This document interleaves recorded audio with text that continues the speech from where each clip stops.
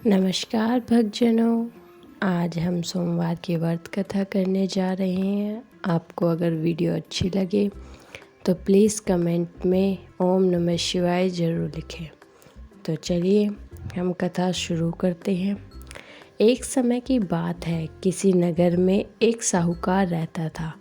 उसके घर में धन की कोई कमी नहीं थी, लेकिन उसकी कोई संतान नहीं थी। पुत्र प्राप्ति के लिए वह प्रत्येक सोमवार व्रत रखता था और पूरी श्रद्धा के साथ शिव मंदिर जाकर भगवान शिव की पूजा करता था। उसकी भक्ति देखकर एक दिन माता पार्वती प्रसन्न हो गई और भगवान शिव से उन्होंने साहूकार की मनोकामना पूर्ण करने का आग्रह किया। पार्वती जी की इच्छा सुनकर भगवान शिव ने कहा कि हे पार्वती, इस संसार में हर प्राणी को उसके कर्मों का फल मिलता है और जिसके भाग्य में जो होता है उसे भोगना ही पड़ता है। इस साहूकार के भाग्य में पुत्र की प्राप्ति नहीं है, लेकिन पार्वती जी ने साहूकार की भक्ति का मान रखने के लिए उसकी मनोकामना पूर्ण करने की इच्छा जताई। माता पार्वती के आग्रह पर शिवजी ने साहूकार को पुत्र प्राप्ति का वरदान दिया, लेकिन साथ ही यह भी कहा कि उसके बालक की आयु केवल 12 वर्ष होगी। माता पार्वती और भगवान शिव की बात सुनकर साहूकार ना तो खुश हुआ और ना ही दुख हुआ। वह पहले की तरह ही शिव जी की पूजा करता रहा। कुछ समय के बाद साहूकार के घर एक पुत्र का जन्म हुआ। जब वह बालक 11 वर्ष का हुआ तब उसे शिक्षा प्राप्त करने के लिए काशी भेज दिया गया। साहूकार ने बालक के मामा को बुलाया, खूब सारा धन दिया और कहा, काशी जाते हुए रास्ते में यज्ञ करते हुए जाना।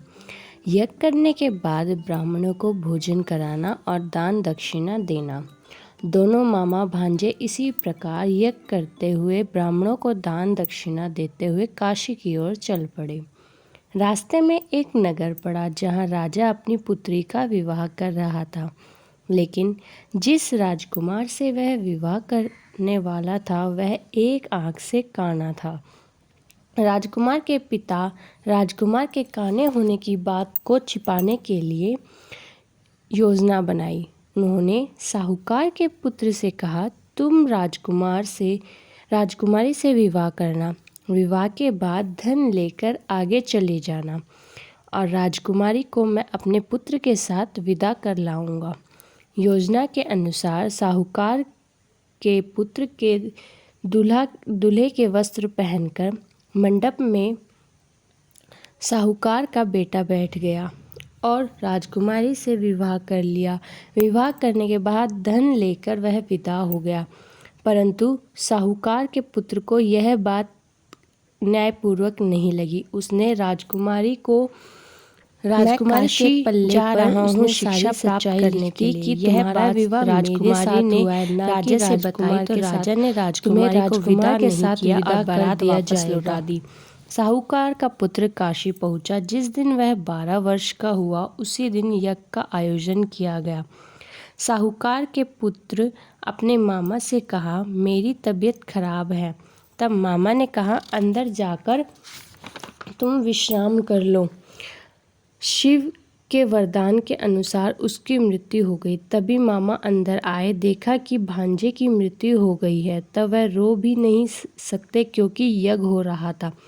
उसने पहले यज्ञ को समाप्त किया और ब्राह्मणों को भोजन कराया और दान दक्षिणा दी और वापस आकर अपने भांजे को देखा और रोने लगा। उसी वक्त भोले और पार्वती वहाँ से गुजर रहे थे। तब माता पार्वती ने शिवजी से कहा, मुझे किसी की रोने की आवाज़ सुन रही है, चलो उसका दुख दूर करें।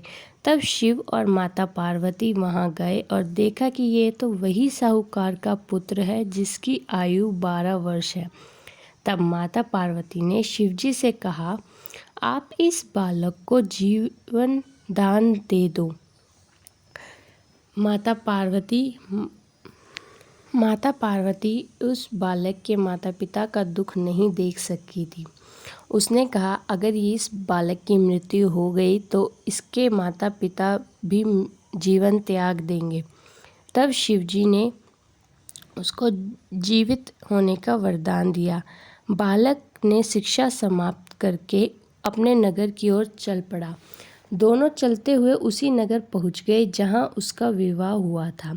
राजा ने उस बालक को पहचान लिया, अपनी पुत्री को उस बालक के साथ विदा कर दिया। वहीं दूसरी ओर साहूकार और उसकी पत्नी भूखे प्यासे अपने पुत्र की प्रतीक्षा कर रहे थे। उन्होंने प्रण लिया था, यदि उनके पुत्र की मृत्यु की खबर मिलती है तो वह भी प्राण त्याग देंगे। परंतु बेटे के जीवित होने का समाचार पाकर वे बहुत खुश हुए। उसी रात शिवजी जी साहूकार के स्वप्न में आकर कहा, श्रेष्ठी, मैंने तेरे सोमवार का व्रत करने और कथा सुनने से प्रसन्न होकर तेरे पुत्र को लंबी आयु प्रदान की है। इसी प्रकार जो कोई सोमवार का व्रत करता है तथा कथा सुनता है, उसके सभी दुख दूर होंगे और समस्त मनोकामना पूर्ण होगी। ओम नमः शिवाय।